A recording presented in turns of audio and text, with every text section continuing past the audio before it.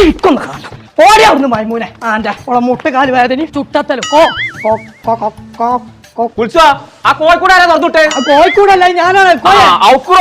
എവിടേക്കാണ് ഫാനൊക്കെ ആയിട്ട് എന്തോടെ കറണ്ടൊക്കെയാ ബില്ല് 2500 എങ്ങനെ എനിക്ക് ഇത്രത്തോളം കറണ്ട് ബില്ലെന്ന്? ആ മൈമൂന് ഒരു ഒറ്റ കാരണം കൊണ്ടാണ് ഇത്ര കറണ്ട് ബില്ല് കൂടെ.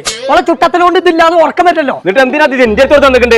വായ്പണ്ടേ കാട്ടിയാ ഇത് പിടിച്ചാ പണി വെച്ചോ. അതിന് എന്റെ അടുത്തുനിന്ന് കിട്ടും വിചാരിച്ചു വന്നല്ലോ ഞാൻ. എന്റെ കൂടെ പഠിച്ച ഒരാളുണ്ട് ഇവിടെ. എത്തുമ്മാ മൈലം തുറന്നാ. ഏയ് അസ്സലാമു അലൈക്കും.